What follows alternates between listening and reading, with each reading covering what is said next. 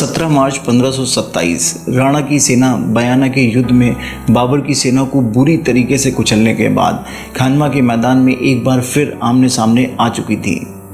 तत्कालीन भारत में ना तो कोई ऐसी सेना थी और ना ही कोई ऐसा योद्धा जो राणा की सेना को चुनौती दे सके। एक आंख, एक हाथ और एक पैर के पूर्णतः क्षतिग्रस्त होने के बावजूद भी बाबर की सेना में कोई ऐसा योद्धा नहीं था जो राणा को युद्ध के लिए चुनौती देने का साहस कर सके। अपने जीवन के 18 युद्धों में राणा ने कभी दुश्मनों के आगे सर नहीं झुकाया था और उनके शरीर के 80 घाव उनकी वीरता और पराक्रम का परिचय खुद देते थे। राणा की सेना न केवल बाबर जैसे मुगल आक्रांताओं को भारत से खदेड़ने के लिए राणा की तरफ देख रही थी, बल्कि पूरे भारत की ही नज़र इस युद्ध पर आकर टिक चुकी थी। बाबर जानता था कि दिल्ली को जीतने के बावजूद भी मेवाड़ में राणा के रहते वो भारत पर मुगल साम्राज्य की स्थापना नहीं कर सकता। वहीं राणा भी बाबर की सेना को कुचलकर एक हिंदू राष्ट्र का सपना सजोए हुए थे। वक्त भी खानवा के मैदान में आज सांस रोके खड़ा था।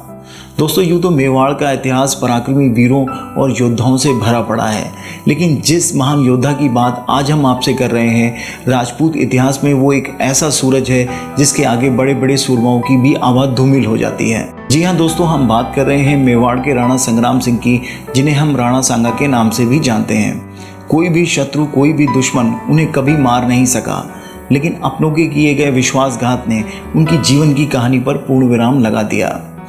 तो आइए चलिए दोस्तों जानते हैं उनके जीवन की कुछ हैरान कर देने वाली आश्चर्यजनक घटनाएं, जो निश्चित ही आपको भी उनकी वीरता और शौर्य के आगे नतमस्तक होने के लिए मजबूर कर देंगी।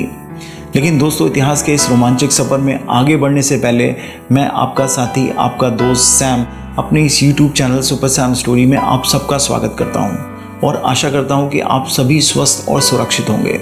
तो चलिए शुरू करते हैं आज का एपिसोड। 15वीं शताब्दी का अंत आते आते दिल्ली पर लोधी वंश का शासन कायम हो चुका था। वहीं गुजरात बहादुर शाह के अधीन था। ये दोनों राज्य उस समय के सबसे शक्तिशाली राष्ट्रों में गिने जाते थे और इन दोनों की आंख में कंकड़ बनकर कसक रहा था मेवाड़ का शक्तिशाली राज्य। हालांकि महाराणा रायमल के नेतृत्व में मेवाड़ पूरी तरीके से सुरक्षित था और इन्हीं के पुत्र थे महाराणा संग्राम सिंह, जिन्होंने आगे चलकर इस भौगोलिक क्षेत्र का पूरा नक्शा ही बदल डाला। हालांकि महाराणा रायमल के समय में भी मेवाड़ न किसी राज्य के आगे झुका और ना ही डरा, पर जब रायमल का स्वास्थ्य उनका साथ नहीं दे रहा था, तब उनके पुत्रों के बीच सत्ता को लेकर एक संघर्ष शुरू हो गया, जिसने मेवाड़ और राणा संग्राम सिंह दोनों को काफ़ी क्षति पहुंचाई। राणा रायमल के कुल 11 पुत्र थे, जिसमें 4 बड़े पुत्र मेवाड़ की सत्ता के प्रमुख दावेदार थे, जिसमें सबसे बड़े बेटे कुंवर पृथ्वीराज, कुंवर जयमल, कुंवर राय सिंह और कुंवर संग्राम सिंह थे। ये संग्राम सिंह ही थे जो आगे चलकर राणा सांगा के नाम से प्रसिद्ध हुए। राणा संग्राम सिंह का जन्म 12 अप्रैल 1472 को चित्तौड़ में हुआ था। बचपन से ही वो अपने भाइयों के साथ रहे और शिक्षा ली, लेकिन जब सत्ता हस्तांतरण का समय आया तो इन भाइयों में सत्ता के लिए एक खूनी संघर्ष शुरू हो गया। इसकी शुरुआत एक ज्योतिषाचार्य के आश्रम से हुई, जहां चारों भाई अपनी कुंडलियां दिखाने के लिए काका सारंग देव के साथ पहुंचे थे।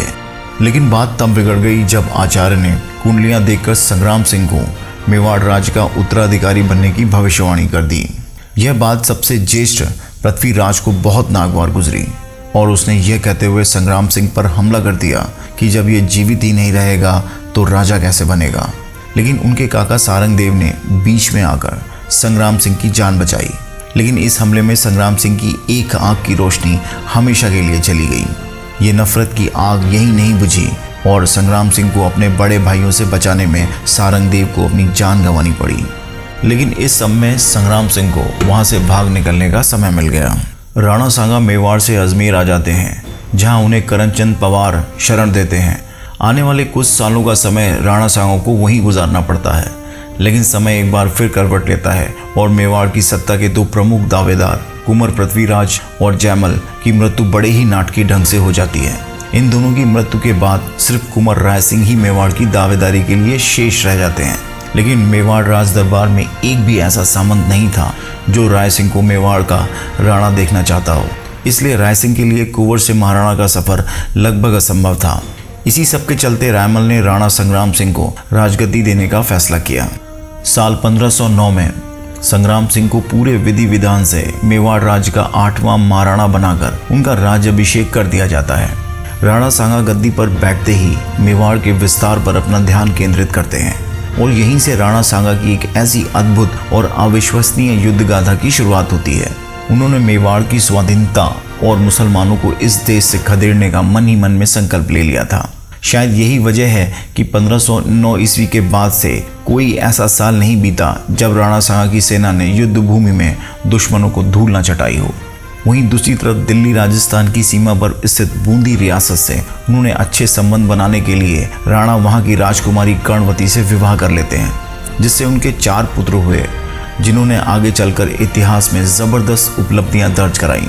मेवाड़ की भौगोलिक स्थिति कुछ ऐसी थी कि वो चारों तरफ से शत्रुओं से घिरा हुआ था।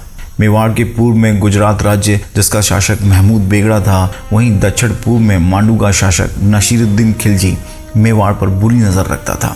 मेवाड़ का सबसे बड़ा और नज़दीकी शत्रु उत्तर में दिल्ली का सुल्तान सिकंदर लोदी था। वो मेवाड़ को जीतकर दिल्ली सल्तनत को गुजरात और मालवा तक पहुंचाना चाहता था और राणा उसके इन इरादों में सबसे बड़ी बाधा थे।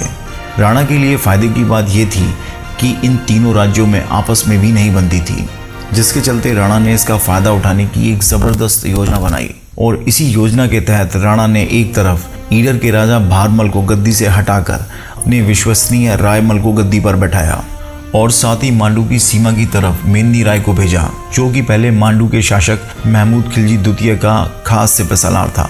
लेकिन कुछ मतभेदों के चलते मेंदी राय को वहां से जान बचाकर भागना पड़ा और उसने मेवाड़ के राणा सांगा के यहाँ शरण ली।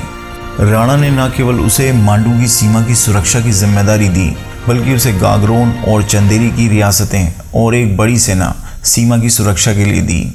यह बात महमूद खिलजी को नागवार गुजरी और उसने 1519 में गागरोन पर हमला बोल दिया।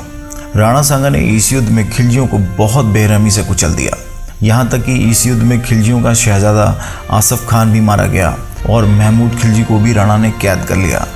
लेकिन राणा ने बाद में नरम दिली दिखाते हुए महमूद खिलजी को रिहा कर दिया, इस शर्त पर कि वो फिर कभी मेवाड़ पर हमला करने का साहस नहीं करेगा। राणा जानते थे कि मांडू मेवाड़ से बहुत दूर है और यदि वो ये शत्रुता कायम रखते तो उनकी सेना को बराबर मांडू में रहना पड़ता, जो उनके एक छत्र भारत के सपने में बाधा डालता। उनकी ये योजना काफ़ी सफल भी रही। महमूद खिलजी ने फिर कभी मेवाड़ की तरफ आंख उठाकर भी नहीं देखा और राणा ने मेवाड़ की इस सीमा को पूरी तरह सुरक्षित कर लिया था। इससे पहले राणा ईडर विवाद के चलते गुजरात की सेनाओं को बुरी तरह पराजित कर चुके थे। अब राणा के 2 बड़े शत्रु अपनी अपनी सीमाओं तक ही सिमट कर रह गए थे, लेकिन उनका असली संघर्ष तो अभी बाकी था। राणा सांगा जब मेवाड़ के महाराणा बने तब दिल्ली पर सिकंदर लोदी का शासन था।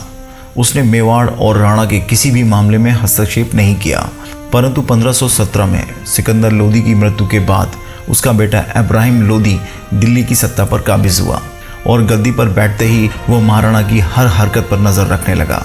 साथ ही उसके द्वारा की जाने वाली कार्रवाई ने राणा को क्रोधित कर दिया और इसी सब के चलते लोदी सेनाओं और राणा के बीच 2 युद्ध हुए, जिसमें पहला युद्ध 1517 में खतौनी में, जो बूंदी रियासत का हिस्सा था, और दूसरा युद्ध 1518 में धौलपुर में हुआ। इन दोनों युद्धों में राणा ने लोधियों को नाको चने चबवा दिए। हालांकि खतौली के युद्ध में उनका बायां हाथ तलवार के वार से कट गया था और एक पैर में तीर लगने से उन्होंने अपना एक पैर भी खो दिया था।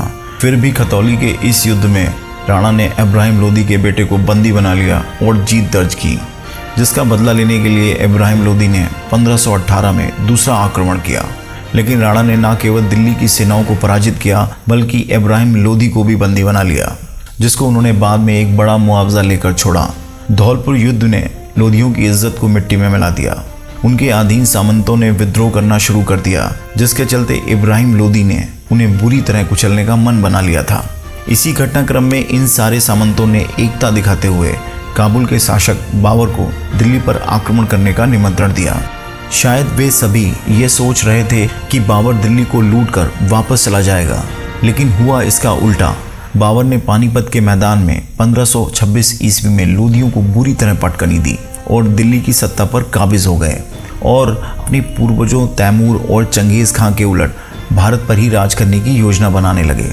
राणा सांगा भी इस युद्ध पर बहुत पैनी नज़र रखे हुए थे हालांकि इस युद्ध में उन्होंने ना तो बाबर की और ना ही लोदियों की कोई मदद की।